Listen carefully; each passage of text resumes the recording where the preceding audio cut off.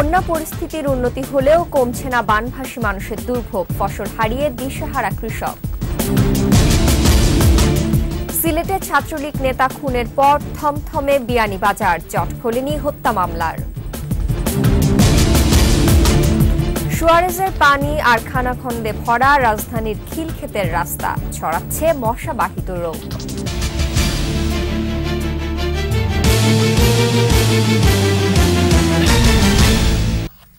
শুনছিলেন first security ইসলামী bank limited সংবাদ শিরোনাম। আমন্ত্রণ জানাচ্ছি সকাল 9টার 21 সংবাদে। আপনাদের সাথে আছি আমি সেজুতি বিনতে রশিদ। এছাড়া সংবাদে আরও থাকছে, নন্দিত কথাশিল্পী হুমায়ুন আহমেদের মৃত্যুবার্ষিকী আজ, হিমু মিসির আলী স্রষ্টার জন্য এখনো কাঁদে পাঠক হৃদয়। দেশের উত্তর ও দক্ষিণে বন্যার পানি কমলেও বেড়েছে মানুষের দুর্ভোগ। বসতবাড়ি আর রাস্তাঘাট থেকে পুরোপুরি পানি না নামায় আশ্রয় কেন্দ্রগুলো ছাড়তে পারছেন না দুর্গতরা। বিশুদ্ধ পানি আর খাদ্য সংকটে মানবেতর দিন কাটছে তাদের। ছড়িয়ে পড়ছে পানিবাহিত রোগ। এদিকে সিরাজগঞ্জ, রংপুর, গাইবান্ধা, জামালপুর, বরগুনায় দেখা দিয়েছে তীব্র ভাঙন। প্রতিনিধিদের সহায়তায় আফসানা নীলার রিপোর্ট। কমতে শুরু করেছে যমুনার পানি, তবে প্রচণ্ড স্রোতে তীরবর্তী সিরাজগঞ্জের শাহজাদপুর, চৌহালি ও এনায়েতপুরে দেখা দিয়েছে ভাঙন। প্রতিদিনই নদীগর্ভে বিলীন হচ্ছে বিভিন্ন স্থাপনা, বসতি আর রাস্তাঘাট। গেল 2 সপ্তাহে এ অঞ্চলের 5 শতাধিক ঘরবাড়ি বিলীন হয়েছে নদীতে। বোয়ালকান্দি থেকে দক্ষিণে পাথরাইল পর্যন্ত প্রায় 18 কিলোমিটার এলাকা ভাঙন কবলিত। এছাড়া এনাদপুর থেকে ভেকা ও শাহজাদপুরের সোনাতনী ইউনিয়নের বিভিন্ন স্থানে দেখা দিয়েছে তীব্র ভাঙন। ফলে বাপদাদার ভিটা ছাড়তে বাধ্য হচ্ছে অনেকে।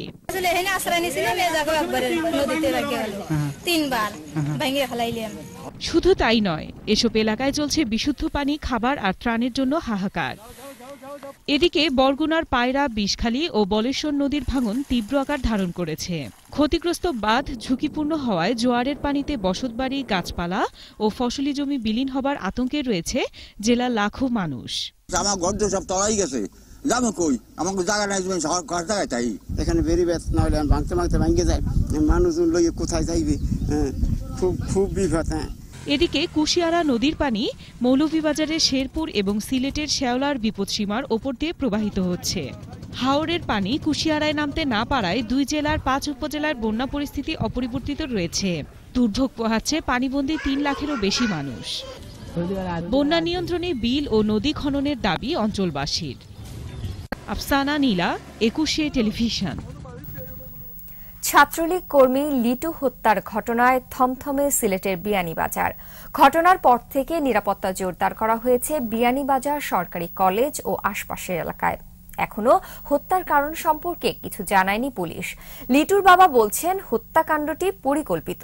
এদিকে গ্রেপ্তার 4 ছাত্রলীগ কর্মীর রিমান্ড আবেদনও করেনি পুলিশ। সিলেট বিভাগীয় প্রতিনিধি ওয়েস খসরুর রিপোর্ট, জানাচ্ছেন ফারজানা শ্রাবন্ত। বিয়ানীবাজার সরকারি কলেজে সোমবার প্রতিপক্ষের গুলিতে নিহত হয় ছাত্রলীগ কর্মী খালেদ আহমেদ লিটু। ঘটনায় থমথমে পুরো বিয়ানীবাজার। সরকারি কলেজ এলাকা ছাড়াও আশপাশের বিভিন্ন এলাকায় মোতায়েন রয়েছে অতিরিক্ত পুলিশ।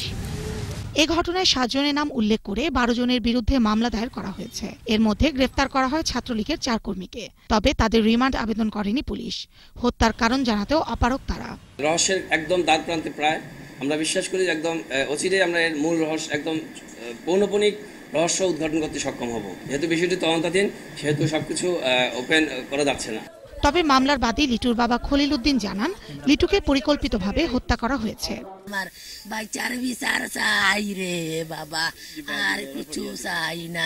কারা নিচে বা কিতার লাগে নিচে নিয়া মারছে জানি না। ঊর্ধ্বতন প্রশাসনের কাছে আমাদের আকুল আবেদন, প্রকৃত দোষী শাস্তি পাক। এদিকে উপাধ্যক্ষের নেতৃত্বে 3 সদস্যের তদন্ত কমিটি গঠন করেছে কলেজ কর্তৃপক্ষ। আমি 3 সদস্য বিশিষ্ট একটা তদন্ত কমিটি করেছি। তদন্ত কমিটিকে 7 কার্য দিবসের কর্মদিবসের মধ্যে রিপোর্ট জমা দেওয়ার জন্য বলেছি। লিটু হত্যার ঘটনায় 22 জুলাই পর্যন্ত বিয়ানীবাজার সরকারি কলেজ বন্ধ ঘোষণা করা হয়েছে। Desk report, 21 television. এবার জনদুর্ভোগ।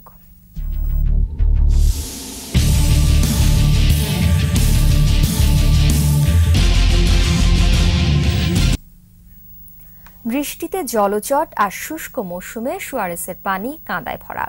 খানাখন্দে অসংখ্য মশার বাস, মহল্লায় ছড়িয়ে পড়েছে নানা রোগ। এই হচ্ছে এয়ারপোর্ট সংলগ্ন খিলক্ষেত রাস্তার অবস্থা।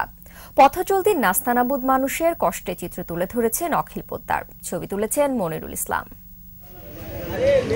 সামান্য বৃষ্টিতেই ডুবে থাকা খিলক্ষেতের রাস্তার এই চিত্র এলাকার মানুষের কাছে নতুন কিছু নয়। গেল কদিনে ব্যবসা লাটে উঠেছে দোকানীদের, আর পথ চলতি মানুষের দুর্ভোগ মাত্রা ছাড়িয়েছে। বৃষ্টির মাত্রা কমাই রাস্তাটি পানির নিচ থেকে জাগতে শুরু করেছে, তারপরও যন্ত্রণা কমেনি।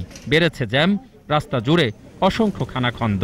চলতে ফিরতে উল্টাচ্ছে রিক্সা, গর্তে পড়ছে সাধারণ মানুষ। গর্ত তো দেখাও যায় না, রিক্সাওয়ালারাও বুঝতে পারে না কোন দিক দিয়ে যাবে।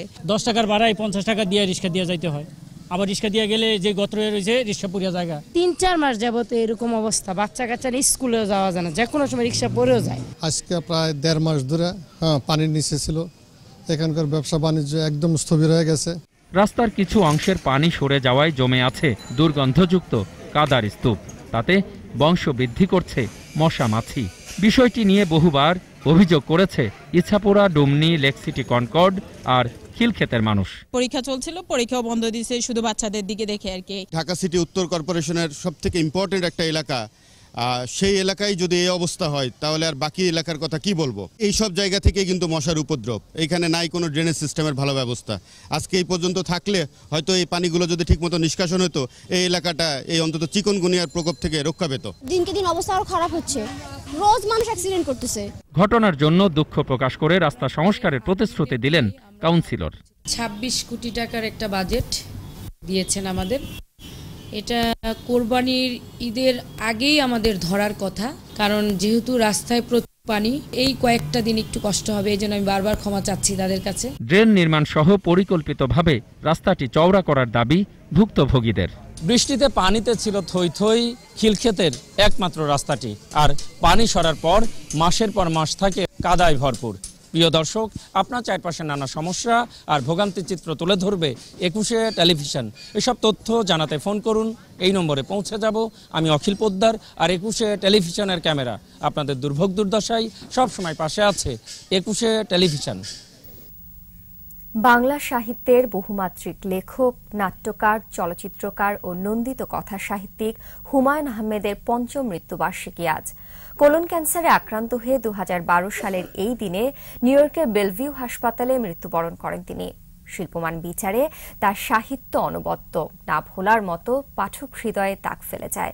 হুমায়ুন আহমেদ তার সৃষ্টিতে সম্পর্ক তৈরি করেছেন মানুষের সঙ্গে প্রকৃতির। আরও জানাচ্ছেন আকবর হোসেন সুমন। নুহাস পল্লীর এ বকুলতলায় চিরনিদ্রায় শায়িত কথার জাদুকর হুমায়ুন আহমেদ।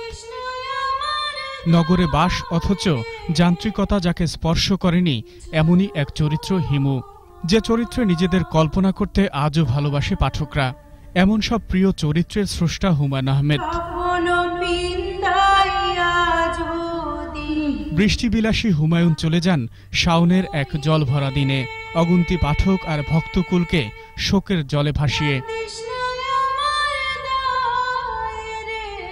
হুমায়ুন আহমেদের সৃষ্টি অবিনশ্বর, সমালোচনার জন্য লেখেননি তিনি, লিখেছেন পাঠকের মনের সব কথা। নগরে আছি আমি, কিন্তু নগর আমাকে দখল করতে পারিনি। হিমু মিসির আলী বিজ্ঞানে আছেন, কিন্তু বিজ্ঞানের মাপজোক, এই অঙ্ক আর বাস্তবতা তাকে অধিকার করতে পারেনি। অর্থাৎ মানুষের ভিতরে একটা কল্পনার জীবন আছে, একটি সত্তা আছে যেটি কল্পনা করতে, স্বপ্ন দেখতে ভালোবাসে, সেটিকে তিনি সামনে নিয়ে এসেছেন। স্বপ্নদ্রষ্টা হয়ে হুমায়ুন স্বপ্ন সৃষ্টি করেছেন পাঠকের চোখে, হৃদয়ে, মননে। স্বপ্ন দেখানোর মানুষের অভাব, সে কারণে আমি যখন একজন পাঠক হিসেবে হুমায়ুন আহমেদের কোনো একটা বই হাতে নিতাম, বা এখনও আমার অনেকবার পড়া বইটাও যখন আমি হাতে নেই, তখন সেই বইয়ের দেখানো একটি স্বপ্নের সাথে আসলে আমিও স্বপ্ন দেখতে ভালোবাসি। পরিবারের স্বজনের জন্য কাছের মানুষের শোক শুধু একদিনের না, প্রতিদিনের। যখনই আমাদের পরিবারকে ঘিরে একটা সুন্দর স্বপ্ন দেখতে ইচ্ছা করে, সন্তানকে ঘিরে একটা স্বপ্ন দেখতে ইচ্ছা করে, আমার মনে হয় যে তখনও আমরা হুমায়ুন আহমেদের একটি পুরানো বই আবার হাতে নেই। হুমায়ুন চিরঞ্জীব, বেঁচে থাকবেন তারই অমর সৃষ্টিতে, কীর্তিতে। হিমু, মিসির আলীর মতো কালোজয়ী চরিত্রে। আকবর হোসেন সুমন, 21 টেলিভিশন, ঢাকা। সংবাদে নিচ্ছি ইসলামী ব্যাংক বিরতি। যখন ফিরছি তখন অন্যান্য খবরের সঙ্গে আরো থাকবে। নিম্নচাপের প্রভাবে রাজধানী সহ দেশের বিভিন্ন স্থানে বৃষ্টি, 3 নম্বর বিপদ সংকেত। জনবলের অভাবে ধুঁকছে নীলফামারী সৈয়দপুর হাসপাতাল, কাঙ্ক্ষিত সেবা পাচ্ছেন না রোগীরা। আবার আমন্ত্রণ সকাল 9:21 সংবাদে। নিম্নচাপের কারণে রাজধানী সহ দেশের বিভিন্ন জায়গায় বৃষ্টিপাত হচ্ছে। সমুদ্র বন্দরগুলোকে 3 নম্বর সতর্কতা সংকেত দেখিয়ে যেতে বলা হয়েছে। উত্তর পশ্চিম বঙ্গোপসাগর ও তৎসংলগ্ন পশ্চিম মধ্য বঙ্গোপসাগর ও উপকূলীয় এলাকায় নিম্নচাপের কারণে সাগর উত্তাল রয়েছে। নিম্নচাপের কারণে রাজধানী সহ দেশের বিভিন্ন জায়গায় হালকা ও ভারী বৃষ্টিপাত হচ্ছে। চট্টগ্রাম, কক্সবাজার, মংলা ও পায়রা সমুদ্র বন্দরগুলোকে 3 নম্বর সতর্কতা সংকেত দেখিয়ে যেতে বলেছে আবহাওয়া অফিস। এদিকে পদ্মায় তীব্র স্রোতে ব্যাহত হচ্ছে ফেরি চলাচল। 20টি ফেরি জায়গায় রাতে 7টি ও দিনে চলছে 12টি ফেরি। টানা 2 দিন ধরে এমনই পরিস্থিতিতে যানজটে আটকা পড়েছে পারাপারের অপেক্ষায় থাকা শত শত পণ্যবাহী ট্রাক। শুধু জনবলের অভাবে নীলফামারীর সৈয়দপুর সহ আশপাশে প্রায় 8 লাখ মানুষ সুষ্ঠু চিকিৎসা সেবা থেকে বঞ্চিত হচ্ছে। 100 শয্যা হাসপাতালে সুসজ্জিত অবকাঠামো, অপারেশন থিয়েটারের আধুনিক সরঞ্জাম ও প্রয়োজনীয় ওষুধপত্র থাকা সত্ত্বেও প্রতিদিন চিকিৎসা না পেয়ে ফিরে যাচ্ছেন রোগীরা। নীলফামারী প্রতিনিধি আব্দুর রশিদ শাহ রিপোর্ট, জানাচ্ছেন মাসুম আলিসা।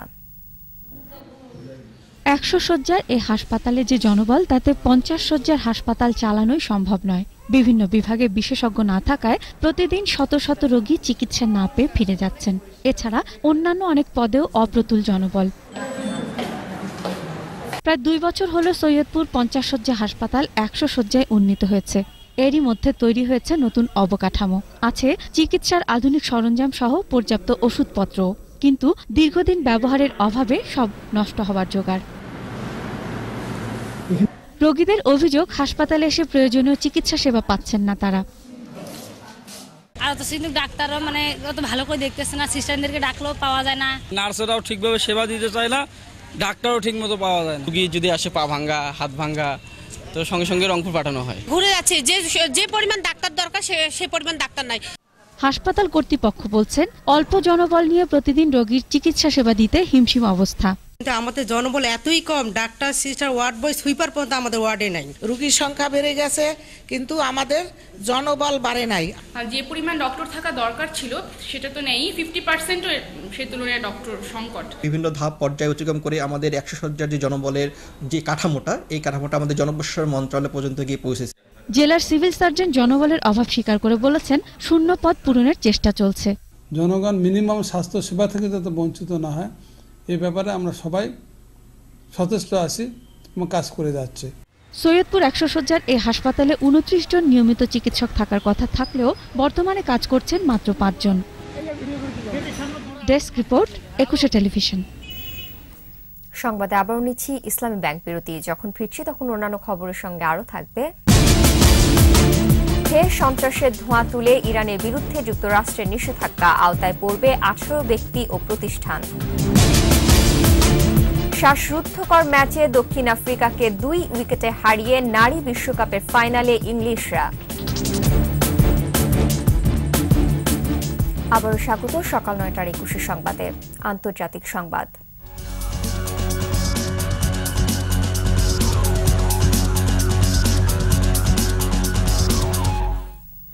ব্যালিস্টিক ক্ষেপণাস্ত্র পরীক্ষা ও সন্ত্রাসের ধোঁয়া তুলে ফের ইরানের ওপর নিষেধাজ্ঞা আরোপ করেছে যুক্তরাষ্ট্র।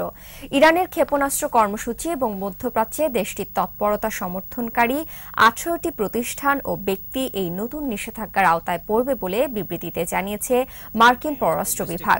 বিবৃতিতে বলা হয়, ইরান হিজবুল্লাহ, হামাস ও ফিলিস্তিন ইসলামিক জিহাদের মতো দলগুলোকে সমর্থন দিয়ে যাচ্ছে। এতে করে ইসরায়েল এবং মধ্যপ্রাচ্যের স্থিতিশীলতা হুমকির সম্মুখীন হচ্ছে। এছাড়া সিরিয়ায় প্রেসিডেন্ট বাশার আল আসাদ তার নিজ জনগণের উপর নৃশংসতা চালিয়ে যাওয়ার পরও ইরান আসাদ সরকারকে সমর্থন দিয়ে যাচ্ছে বলে উল্লেখ করা হয় বিবৃতিতে। এদিকে যুক্তরাষ্ট্রের এসব অভিযোগ এবং নতুন নিষেধাজ্ঞা আরোপের বিষয়ে ইরান এখনো কোনো মন্তব্য করেনি। জার্মানিতে G20 সম্মেলনে ট্রাম্প পুতিনের রুদ্ধদ্বার বৈঠকের কথা প্রকাশ করেছে হোয়াইট হাউস। G20 সম্মেলনের সময় দ্বিতীয়বারের মতো বৈঠকে বসেন ট্রাম্প পুতিন। পরে তারা এক নৈশভোজে অংশ নেন বলে জানায় হোয়াইট হাউস। মার্কিন নির্বাচনে রুশ হস্তক্ষেপের অভিযোগের মাঝে আলোচনায় বসেন এই দুই নেতা। তবে এই বৈঠকের কথা আগে প্রকাশ করা হয়নি। 1 ঘন্টারও বেশি সময় ধরে চলা আলোচনার কথা ট্রাম্প নিজে হোয়াইট হাউসের এক কর্মীকে জানান। এ সময় প্রেসিডেন্ট পুতিন এক রুশ দোভাষীর সহায়তা নেন বলে জানিয়েছে হোয়াইট হাউস। তবে ঠিক কি বিষয়ে তারা আলোচনা করেন সে বিষয়ে তেমন কিছু জানা যায়নি।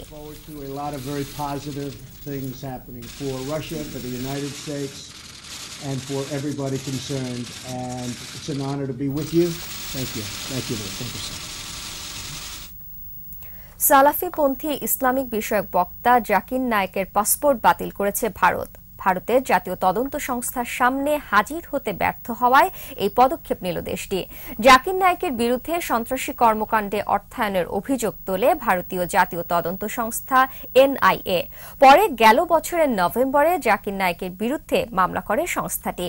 এরই ধারাবাহিকতায় NIA এর অনুরোধে পররাষ্ট্র মন্ত্রণালয় গেল সপ্তাহে জাকির নায়েকের পাসপোর্ট বাতিলের প্রক্রিয়া শুরু করে। এদিকে জাকির নায়েকের প্রতিষ্ঠান ইসলামিক রিসার্চ ফাউন্ডেশনকে অবৈধ ঘোষণা সহ পিস টিভি সম্প্রচার বন্ধ করে দেয় ভারত। এবারে খেলার খবর।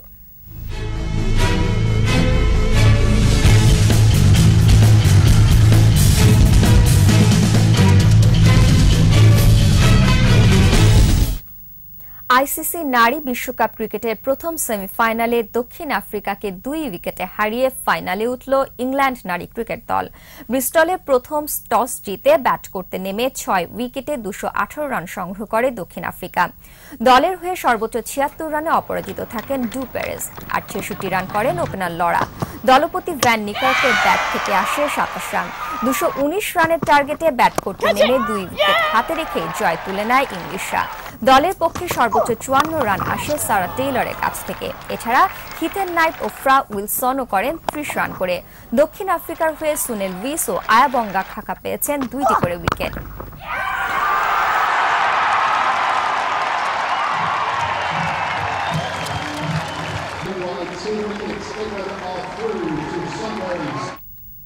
ইন্টারন্যাশনাল চ্যাম্পিয়ন্স কাপ ফুটবলে এসি মিলানকে 3-1 গোলে হারিয়েছে বরুশিয়া ডর্টমুন্ড।